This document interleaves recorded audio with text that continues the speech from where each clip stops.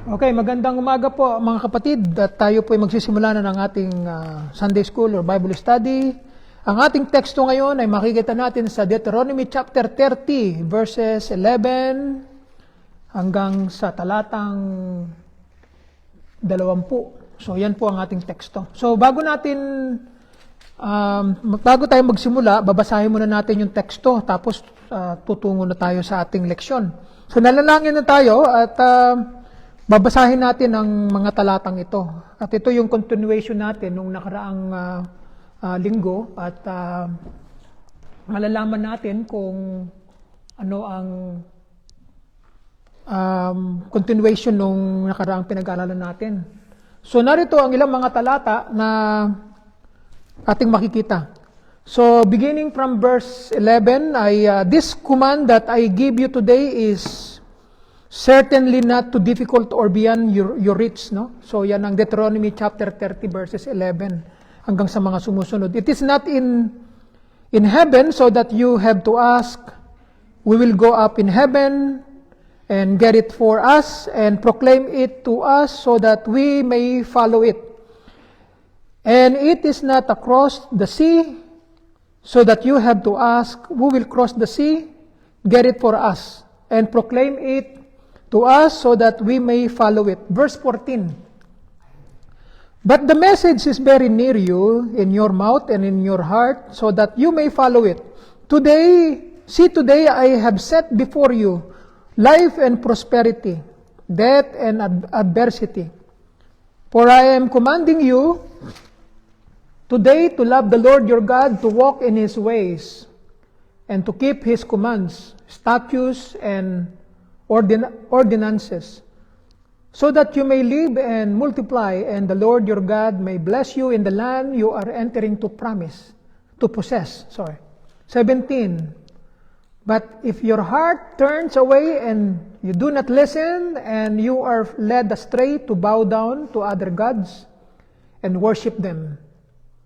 18. I tell you today that you will certainly perish and will not live long in the land you are entering to possess across the Jordan.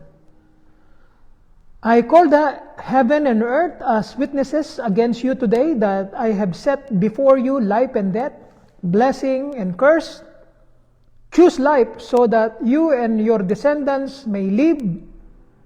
Love the Lord your God, obey Him, and remain faithful to Him. For He is your life, and He will prolong your life in the land the Lord swore to give to your fathers, Abraham, Isaac, and Jacob. Alright, ito yung mga sinabi ni Moises sa nation ng Israel bago nila pasukin ang Promised Land. So, ang Deuteronomy ang ibig sabihin niyan repetition, o ibig sabihin niyan na yung pag-uulit ng batas. So dito sa Book of Deuteronomy, malapit nang mamatay si Moises diyan. Bago pumasok ang bagong generation, yung lahat ng mga lumabas sa Egypt ay nangamatay sa desert. Walang na pumasok eh. Yung pumasok sa Promised Land, yung mga apo. Yung mga apo ng mga lumabas sa Egypt. Hindi yan yung mga anak, kundi mga apo na. Kasi yung original na lumabas sa Egypt, mga nagrebelde yan eh. Mga nagmurmur yan, nagcomplain, nakita na nila ang blessings ng Diyos, pero winalanghalaga nila yung lahat ng nakita nila. Kaya dito ay sumulat si Moses ng Deuteronomy na ang ibig sabihin ay pag-uulit ng mga batas. At binasa niya ito upang yung papasok sa Promised Land ay yung mga bata, yung mga edad na mga 20 pataas, ang papasok diyan. So inulit niya ito upang i-remind sa kanila na ang Diyos ay magbibigay sa inyo ng blessings at saka ng curse. Kapag hindi kayo sumunod sa utos ng Diyos, kayo ay susumpain. Kapag kayo sumunod at sinamban niyo ang tunay na Diyos at sumunod kayo sa kanyang kalooban at sa kanyang mga utos, kayo'y pagpapalain niya at mananatili kayo sa lupang pangako magpakailanman. Pero alam ni Moises na pagpasok niya sa loob ng Promised Land nila Alam ni Moises kung anong mangyayari sa kanila. Tignan ninyo yung Deuteronomy chapter 31 verses 24 hanggang sa mga sumusunod na mga verses. Si Moises ay nagprophesy sa kanila. Binigyan na sila ng warning ni Moises na ganito ang mangyayari sa inyo kung hindi kayo susunod sa pinag-uutos ng Diyos. Moses warns the people. Moses at this time, 120 years old na siya. Malapit na siyang mamatay. So sa Deuteronomy chapter 31 verse 24, when Moses had finished writing down on a scroll every single word of this law, itong mga binabasa natin. He commanded the Levites who carried the ark of the Lord's covenant. He said to them, take this book of the law and place it beside the ark of the covenant of the Lord your God, so that it may remain there as a witness against you. Sinabi niya ito doon sa bagong generasyong papasok sa Promised Land at sa mga future na generation pang darating. Sabi niya sa verse 27, for I know how rebellious and stiff-necked you are. Dalawang salita ang binanggit niya. Stiff-necked at saka mga rebellious. Pag sinabing stiff-necked, yung mga matitigas ang batok, mga matitigas ang ulo, ang ibig sabihin yan. Yung mga rebellious, yan yung mga rebelde, palagi nagreklamo, nagmumurmur, nagko-complain, yan ang ibig sabihin yan. If you are rebelling against the Lord now, while I am still alive, how much more will you rebel after I am dead? Sinabihan niya kung ngayon pa lang buhay na ako, mga rebelde na kayo. Kung patay na ako, di lalo na kayo nagrebelde, wala na ako Sabi ni Moises. Si Joshua nandyan. Sino ba si Joshua? Si Moises ang nakakita ng wonders of God. Si Joshua, nakita rin niya, pero hindi katulad ng nakita ni Moises. Kaya nga sinabi ni Moises, assemble all your tribal elders and officers before me, so that I may speak these words directly to them and call heaven and earth as witnesses against them. For I know that after my death, you will become completely corrupt. Matindi to. And turn from the path I have commanded you. Disaster will come to you in the future because you will do what is evil in the Lord's sight, infuriating him with what your hands have made. Then Moses recited aloud every single word of this song to the entire assembly of Israel. Yung kanyang songs, Deuteronomy chapter 32, yung buong chapter niyan, ay yung historya ng Israel pagpasok nila sa Promised Land, na magrebelde sila sa Diyos. Nangyari yan. May katanungan dito, ang sabi, ang Israel daw ba ay susi sa plano ng Diyos sa panahon ngayon? Titignan natin, pag-aaralan natin. Kukunin ko itong article na ito, sinulat ito noong, kung di ako nagkakamali, 2012 Isang dating professor sa Cincinnati Christian University. Ang pangalan niya si John Witterly. So meron akong kopya nito at ito ay nabasa ko mga matagal na At tama-tama itong article na ito sa nangyayari ngayon sa panahon natin ngayon. Meron siyang 3 questions na binigay sa kanyang article. Ang sabi niya, is the founding of the modern state of Israel a sign that Jesus will return soon? No? Yan ang sinasabi ng maraming mga pastor at mga ministro ngayon Kapag daw ginigera na ang Israel, malapit nang dumating si Kristo Well, isa sa mga palatandaan yan. Pero hindi yan ang pinaka-main event ng pagbabalik ng Panginoon. Hindi yan. Okay? So, ikalawang katanungan niya, does God judge today's nation based on how they treat Israel or Jews in general? Ang ibig sabihin daw nito, ang tanong na ito, hinatulan ba ng Diyos yung mga bansa na gumigera sa Israel ngayon? Hinatulan na ba ng Diyos yun? Sa lumang tipan, sinabi ng Diyos na kung sino man ang magka-curse sa bansang Israel, kanyang susumpain Kung sino ang bansang magbabless sa kanya, kanyang ibibless Sabi ng Panginoon sa lumang tipan, maging sila si Karaya, sila Isaiah, sila lahat, halos karamihan lahat ng propeta sa lumang tipan na nagsasabi na kapag kinanti mo ang Israel, ay kanya kang paparusahan. Kasi ang Israel ay umansanas sa mata ng Diyos. Mansanas yan Sabihin, nakatingin ang Diyos dyan sa kanilang bansa. Kaya ngayon, Halos buong mundo ay galit sa Israel. Di ba? Kahit sino, galit eh. Hindi nila alam kung ano nangyayari sa ano eh. Nakikita nila yung ginagawa ng Israel na pambobomba, pero hindi nila nakikita na binomba sila. yun ang maling konsepto ng mga tao eh. Tinitignan nila kung anong ginagawa ng Israel eh. Pero hindi nila nakikita kung anong ginawa ng kalaban sa Israel. Hindi naman gagawin ng Israel yun kung hindi sila binomba. Tahimik sila eh. Nagse-celebrate sila ng isang pista nila eh. Bigla silang tinira eh. O, di ba? Ikaw ba naman, pag tinira ka, hindi ka gagante? Di ba? Ganito yan eh. Sa mundo natin ginagalawan ngayon, mata sa mata, ngipin sa ngipin eh. Ganyan ang batas eh. Alright? Ngayon, ikatlong katanungan, does the Bible teach Christians always to side with Israel in conflicts with its neighbors? Tinatanong tayo, kung tayo daw mga Kristiyano, ay dapat bang kumampi sa Israel sa lahat ng kanyang gera? Oo, hindi. Yan ang tanong sa atin eh. Dapat ba na ang Kristiyano ay palaging kumampi sa Israel kapag may gera ang Israel laban sa kanyang kaaway? Ano, sagot nyo? Si Nani Linda sabi, oo raw. Ano pa?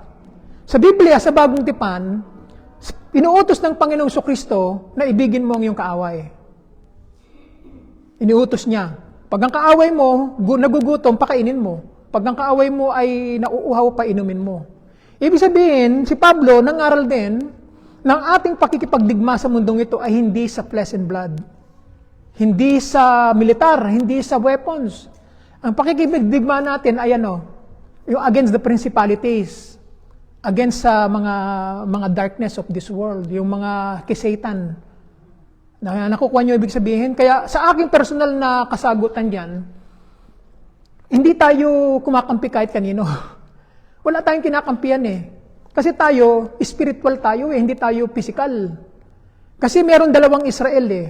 Yung isa, yung physical na Israel ngayon, yung nasa Israel ngayon. Sila yung mga physical. Sila ay hindi spiritual Israel. Physical yan eh, military state yan eh. Hindi naniniwala kay Kristo. Yung Israel ngayon, lahat kalamihan mga Hudyo hindi naniniwala si Jesus Christ ay ang kanilang Mesiyas eh. Paano mo sasabihin sila ay spiritual Israel? No. Ang mga spiritual Israel, yan yung mga Messianic Jews na hindi nila tinatanggap sa Israel ngayon. Hindi nila wini-welcome yan eh. Hanggang ngayon, hindi nila nire-recognize na part ng Judaism ang mga Messianic Jews. Mga Hudyong naniniwala kay Jesus na kanilang Mesiyas. Tayo mga Christians, ay napapahamak tayo kapag nagkakaroon ng gera. Kahit na hindi tayo kumakampi sa mga Hudyo, sinasama tayo sa persecution. Kasi ang isip ng mga kaaway ng Israel, tayo ay nanggaling sa mga Hudyo. Yung ating pananampalataya, yung Christianity nanggaling sa Judaism yan eh. Kasi tayo ay binabansag ang mga Judeo-Christians. Lahat ng mga Kristiyano nanggaling sa Hudyo. Kaya ganyan ang paniniwala nila. Kaya sa aking opinion, hindi nararapat na mga Kristiyano ay palaging sumusuporta sa mga digmaan ng Israel. Problema ng Israel yan eh. Kung titingnan ninyo yung kasaysayan ng Israel, kaya nga ang pangalang Israel is struggle eh. Palagi silang nakikipagdigma sa kanilang mga kaaway. Hanggang sa pagdating na ng Panginoon yan, makikipagdigma sila sa kanilang kaaway. Hanggang sa dumating ang Panginoong Kristo at tanggapin nila ang Mesiyas sa huling pagkakataon. Ganyan ang hula sa kanila eh. Kaya sinabi ni Moises sa kanila, kapag hindi ninyo sinunod ng utos ng Diyos, palalayasin kayo sa lupain ito. Ano nangyari sa Israel? Diba? Pinalaya sila eh. Ang daming mga pagkakataon na sila pinagkalooban ng propeta, binigyan sila ng warnings, maging si Moises, binigyan sila ng warnings. Pagpasok ninyo sa promised land, huwag niyo kalilimutan ang utos ng Diyos. Huwag kayong maglilingkod sa mga Diyos-Diyosan. Huwag kayong susunod sa mga gawin nila. Kung hindi, palalayasin kayo ng Diyos na nagbigay sa inyo ng lupang ito para inyong tirahan habang buhay. Take note habang buhay. Hindi lamang panandalian, habang buhay. Matigas ang ulo ng Israel eh. Hindi sila nakinig. Ang ganda ng buhay nila, hindi na sila magtatanim. Nung pumasok sila sa Israel, pagpasok nila, nandun na, aanihin mo na yung inahin ng mga kalaban eh. Yung mga bahay nila, titiran mo na eh. Hindi ka na magtatayo. Ganun na nangyari sa mga Israelite na pumasok sa Promised Land.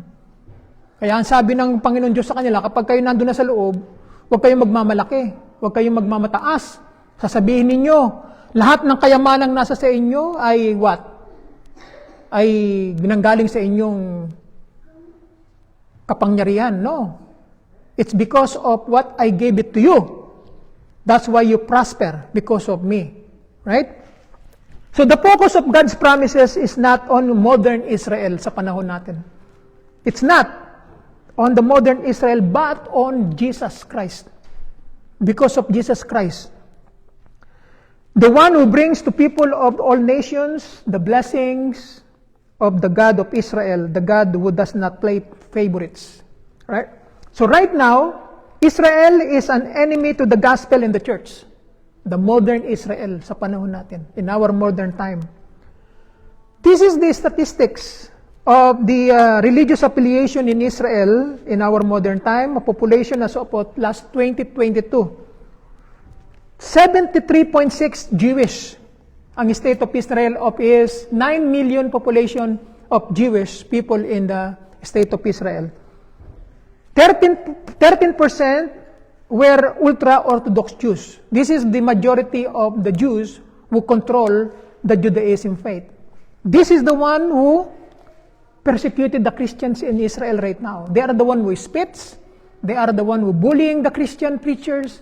They are the one who harassing the preachers who preach in Jerusalem about Jesus Christ, their Messiah.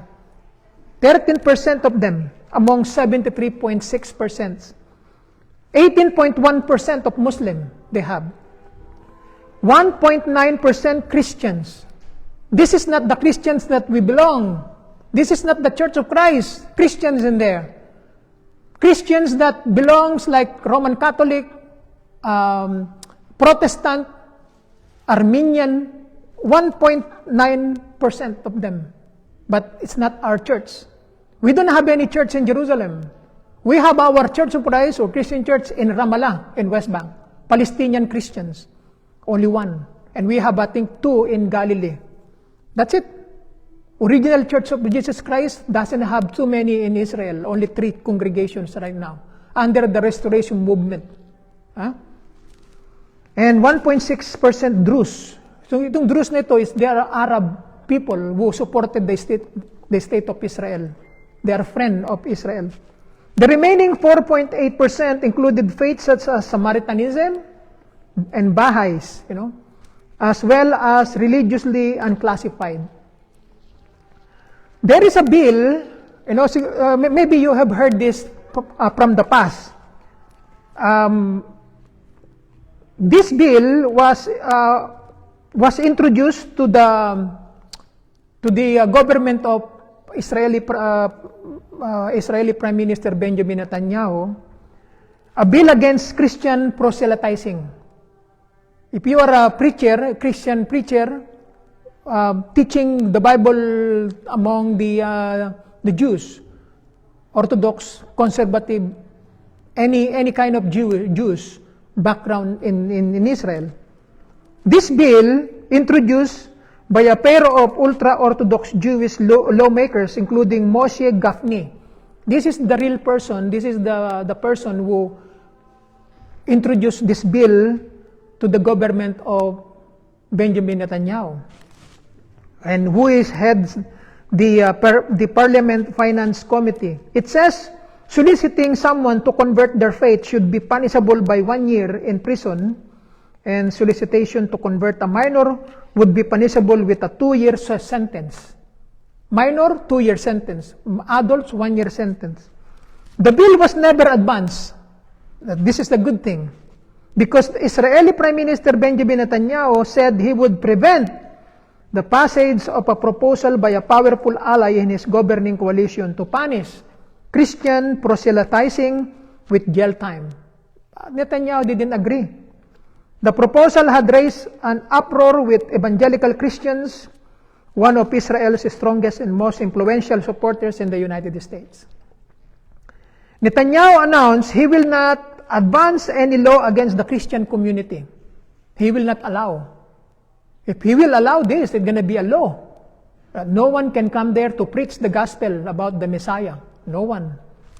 So this man, Moshe Gafni, said he had introduced the bill as a procedure matter, as he done in the past, and there were no plans to advance it. So evangelical Christians, particularly in the United States, are among the strongest backers of Israel in our time. So viewing it as a fulfillment of biblical prophecy, with some seeing it as the harbinger of a second coming of Jesus Christ and the end of days. So but to God, in the New Testament, people of Israel are beloved. So we will not forget this. Romans chapter 11, verses 28 to 29. I will read it to you in New Living Translation. Many of the people of Israel are now enemies of the good news. There is no difference in the time of Jesus and our time. In the time of Jesus, they don't accept Jesus as their Messiah. In our time, same thing. Even the ultra-Orthodox Jews, they don't believe that Jesus is the Messiah. And this benefits you Gentiles, and yet they are still the people, take note of this, He loves because He chose their ancestors Abraham, Isaac, and Jacob.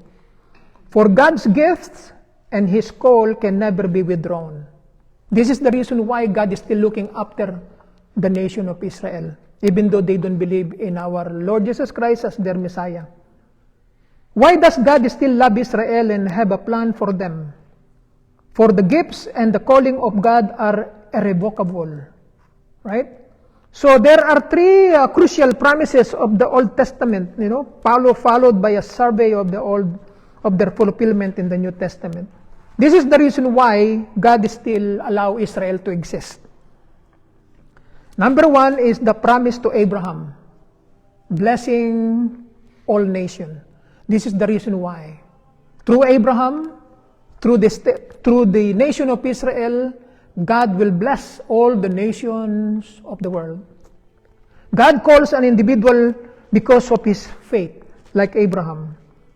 A man of no special accomplishment before God called him and gives him a dramatic promise.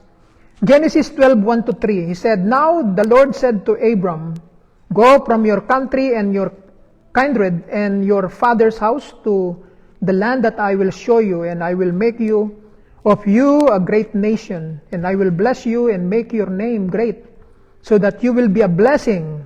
I will bless those who bless you, and him who dishonors you I will curse.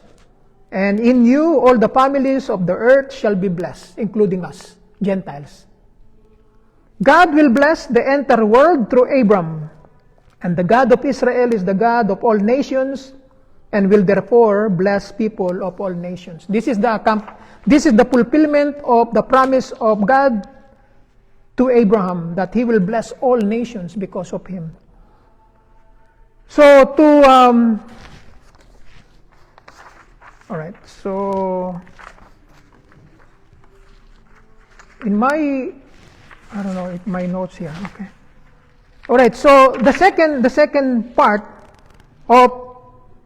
of the promises of God in the Old Testament through the nation of Israel through Abraham, that he will continue his promise to the time of David.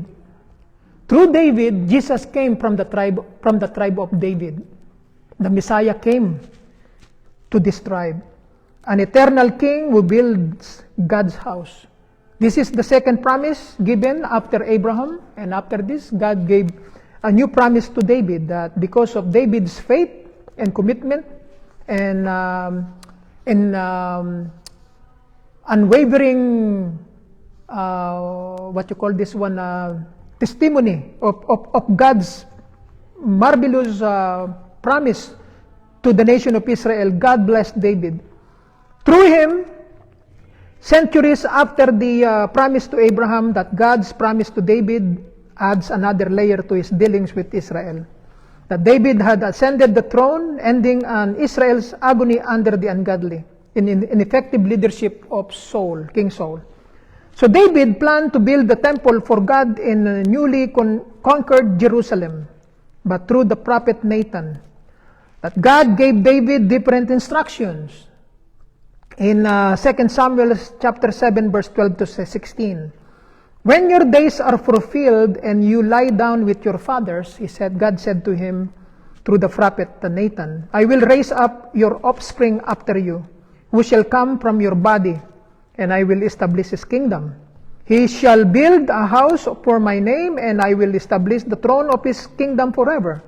I will be to him a father, and he shall be to me as a son. When he commits iniquity, I will discipline him with the rod of men, with the stripes of the Son of Men, but my steadfast love will not depart from him, as I took it from Saul, whom I put away from before you, and your house and your kingdom shall be made sure forever before me. Your throne shall be established forever. So what happened after King David died? His son Solomon followed after him. What happened to King Solomon during his rule? He didn't finish well. After King Solomon death, the nation of Israel became two kingdoms, right? One in the north, one in the south, because of one problem. Solomon chose how many wives? So many wives, and those ladies, wives, turned his heart to other gods. Right? So that is the problem they're facing. So God allows that happen, but God made a promise to the line of David that the Lord will come through him, the Lord Jesus Christ. While it appears that Solomon fulfills the promise by building the temple in Jerusalem and by his idolatry, Solomon proves himself not to be the promised one. Still, God's promise remains constant. As with the promise to bless the nations, God reiterates the promise of a great king and temple builders to subsequent generations. You know, I saw one article about Benjamin Netanyahu, the present Israeli Prime Minister, that he mentioned that he believes that he came from the line of David. I was so amazed at what? Until today, they still trace that for so many thousands of years. But they strongly believe that he came from the line of David. If it's true, then God is right that the kingdom will continue through David's line, right? So the third one, this is the post-exilic promise that God gave to the nation of Israel as his own.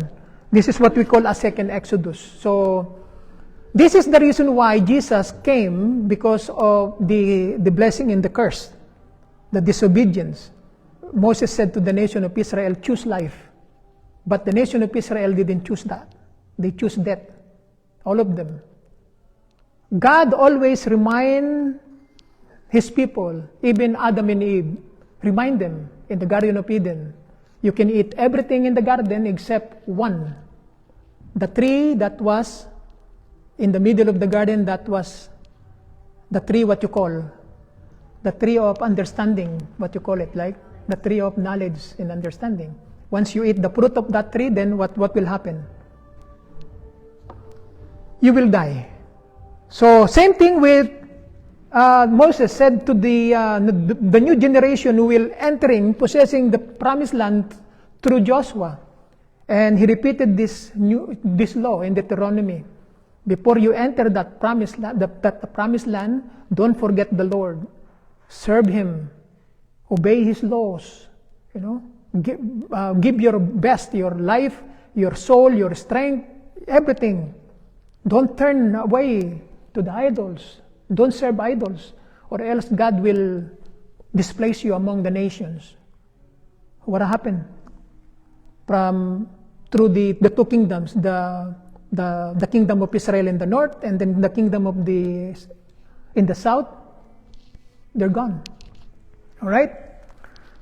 That is the reason why Jesus came. Because there is no other way to redeem the people of God. That's the reason why he came down, to be the Savior of the world. Even when Pilate investigated our Lord Jesus Christ during that time, and Pilate questioned the Lord, and he said, like, are you really the King of the Jews? Did you remember the story? What Jesus said? My kingdom is not here. So it means that Jesus came down not in the physical aspect of kingdom, but spiritual. That we are all belong to that spiritual kingdom. The state of Israel right now is not like that. It's a physical, it's a military state. So the church, we are a spiritual kingdom of our Lord Jesus Christ on earth. We belong, all of us belong in this kingdom. So then, Jesus' Exodus, this is from earth to heaven, from heaven to earth, he came down, and now he is now preparing to come back in the second time. So then Israel's defining experience was the Exodus, the first one, through Moses. But Jesus will accomplish this second Exodus from earth to heaven. Moses from Egypt to the promised land. Jesus will do is the Exodus from earth to heaven. That's what he will do in the future. So God's delivery of Israel from Egyptian slavery to freedom in the promised land with that undeserved blessings, Israel received a solemn duty to obey God's law. That is the only thing, and remind the people of Israel not to forget when you possess entering the promised land. Don't forget God's law. To do otherwise, Moses explained, would mean that God would return Israel to bondage under foreigners as they had experienced in Egypt. But beyond that warning lay another promise that God would restore the nation again in a second Exodus. Deuteronomy 30 verses 1 to 5. And when all things come upon you, the blessing and the curse, which I have set before you, and you call them to mind among all the nations, where the Lord your God had driven you, and return to the Lord your God, and you and your children, and obey his voice in all that I command you today, with all your heart and with all your soul, then the Lord your God will restore your fortunes and have compassion on you, and he will gather you again from all the peoples where the Lord your God has scattered you. If you outcasts are in the uttermost parts of heaven, from there the Lord your God will gather you, and from there he will take you, and the Lord your God will bring you into the good land that your fathers possessed, that you may possess it. And he will make you more prosperous and numerous than your fathers. Everything that Moses said about this prophecy is, it was fulfilled. Whenever you go, Jews around the world, there are rich people.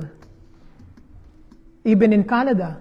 When I worked in one of my job before I went to this kind of job, I met one woman, 5'5", not tall. Most of the Jewish people, they are not tall people. They are small, standard height. You will be surprised where, because Jewish people, they are not, it's very hard to determine if they're Jew or not by the look, because they are ordinary people. Because this woman always come to me to take my order, because I am a department manager in the dairy department during that time. And then once I established my relationship with her as a partner in business, I asked her, if you don't mind, I said, like, what background are you? What is your background? And she didn't hesitate to answer my question, and she said that I am a Jew. I said, what? So when I learned that she is a Jew, I said to her, I have a high respect with a lot of Jewish people. I said, what are you talking about? That's what she told me. You and I are the same. There is no difference between us. That's what she said to me. I said, what? What are you saying? What do you mean? That's what you believe. Your belief, he said to me. Nowadays, in our present time, there is no such thing as the Jews. That what's in the Bible, he said to me. Why you said that? We are the same like you. We are like a same person like you. Even though we are a Jew, we are not the same Jew in the Old Testament. She's trying to explain to me about the relationship of the Jewish people in the Old Testament now in our present time. He told me that there is no difference. You and I are the same person in the sight of God. I said, why? What do you mean? I'm a liberal Jew, he said to me. I don't practice Sabbath. I don't attend Sabbath services. I don't celebrate Jewish feast. I am a Canadian, he said to me. What? I thought all the Jews celebrate all of these things. No, you're mistaken, he said to me. No, not a lot of Jewish people are doing this kind of thing. So now I understand that now they are the same as like us. We are the same as theirs. There is no difference. But I still believe that through them, Jesus came from them. Without them, Jesus will not be born in this world. But I mentioned to her about the Lord Jesus Christ. I said well, you are fortunate because in your race, Jesus was born. Yes, I believe that. That's what she told me. But still, even though our people not really believe in, especially a lot of Jewish people don't believe in Jesus as their Messiah, as our Messiah. She knows about her history. So now, these warnings and promise became foundational to Israel's history. Prophets warned that exile would be Israel's punishment for disobedience. A lot of prophets like Isaiah, Jeremiah, Ezekiel live in exile. But beyond exile was the repeated promise that God would restore the nation one day. And it happened now in Israel. 75 years ago, Israel became a nation as a state of Israel. It was prophesied through prophet Isaiah, Jeremiah, Ezekiel, Since Christ fulfills Israel's purpose, those who bless or curse, Abraham or those who believe will be blessed. If we believe in God and follow His creed or His statutes, God's laws, then we will be blessed by the Lord, and through our Lord Jesus Christ. But if we reject Christ and turn away from Him, then the curses will follow. So likewise, Jerusalem's peace has the same source as the world peace. It comes only through Christ. That one day Jerusalem will be forever in peaceful situations.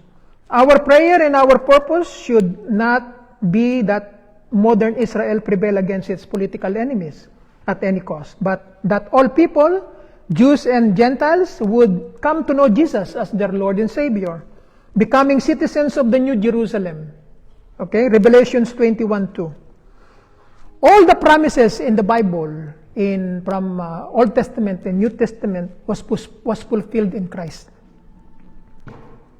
In Christ, God fulfilled all His promises to Israel, and He did so not with conventional human power, but the power of Christ's submission, loving self-sacrifice, and surprising, triumphant resurrection. Christ fulfills all the promises God made to Israel. And in what He has done in His incarnation, does now through the church and will do at His return. The entirety of scriptural promise finds fulfillment. God's promise to Israel were unconditional. And He wants every human being, male, female, Jews, Gentiles, receive Christ as their Lord and Savior. Rather, in Christ, God did what He intended to do, is fulfill Israel's promises as His incarnate Son, assume Israel's role. So Jesus now is the fulfillment of all of these promises in the Bible, the prophecy. So that's the reason why He came down to this world, to unite all people, Jews, Gentiles, bringing to God the Father in heaven. So there are, the question that I mentioned to you based on the article, the one that Joel sent me through email, through Facebook. But I have this long time. But it's still good article to read because it's in a phenomenon, like it's in what happened right now in Israel. But a lot of people didn't understand about what's going on in Israel in our time. I like the questions, the second question that I mentioned to you, the third one. That does the Bible teach Christians always to side with Israel in conflict with its neighbor? This is very hard to answer. This is now in between you and me. It's about your opinion. But for me, I always believe about the book of Ephesians is saying that our struggle is not in flesh and blood. Not in flesh and blood. Not in weapons, not in military struggle, but in principalities, powers, the unseen things of this world. That is our struggle. Right? So, Jesus said emphatically that no one could presume to know the time of his return. If people base this situation in Israel that Jesus is coming soon, well, that's one of the sign, but it's not that the one that really says in the Bible that no political events points to it. Matthew 24:6-8, because Jesus himself mentioned about these things will happen before he comes back. Rather, every time we see suffering, chaos, and injustice in the world, we should know that he is near, always, anytime. Near, that he has not abandoned his people, his church, and his cause in the world, and that he will indeed prevail over evil. So his coming will be soon enough for all his people, though not a time anyone can anticipate. To claim otherwise is to claim to know more than Jesus himself. Then how then should Christians evaluate the situation in the Middle East? Certainly events there are complex, tragic, and deeply disturbing. Injustice and atrocities have been committed by and on all sides. Christians who pray for God's will to be done on earth as it is in heaven will long for peace and justice to be established in Israel, the Palestinian territories, and the surrounding regions. But they may sincerely differ in how they understand the politics of the Middle East. Take note that the Bible is silent on modern Israel. Don't forget that. Israel's biblical mission was completed by Christ, the Lord. It was completed to him, not in the physical nation of Israel. Christians will differ in opinions on the politics of the Middle East, but we dare not differ about Christ's supremacy, that he is higher than all of these things, that one day he will rule. Lastly, before I close, the state of Israel right now is a military state. It's not a spiritual state, not a religious state. Israel is a member of the United Nations.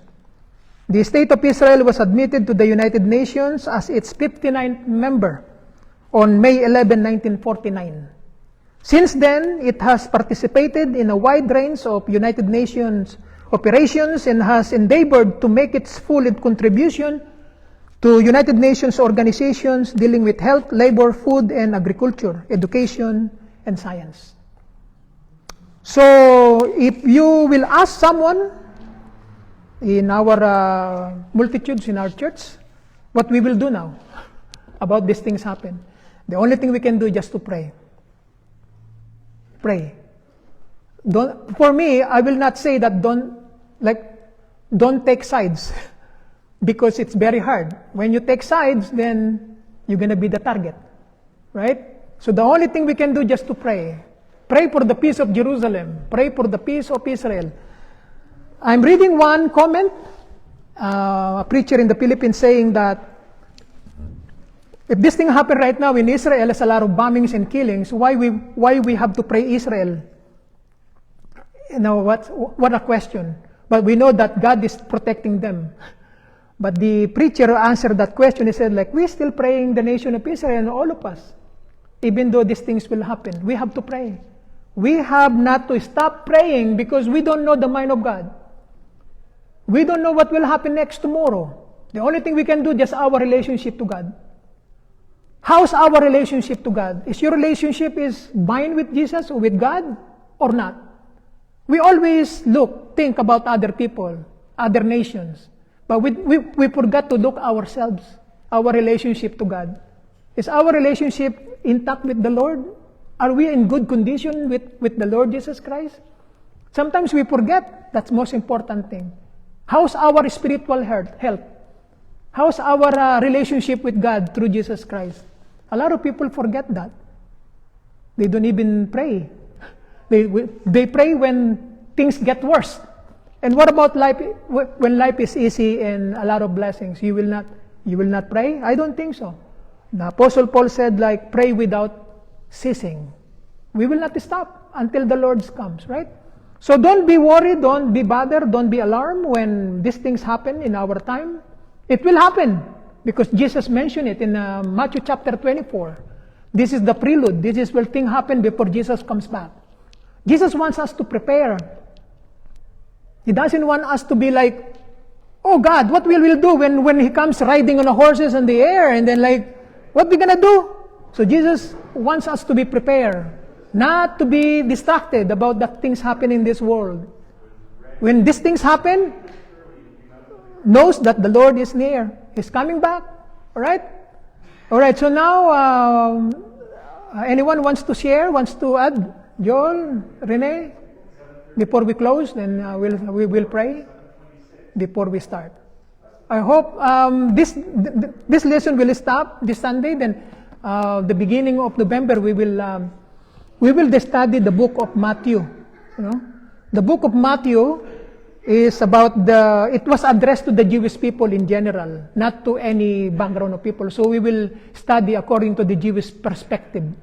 Right? So this is going to be the last 2 Sundays that we talk about this current issue right now. Okay? So thanks everyone. If you don't have anything to say or add, then Brother Rene.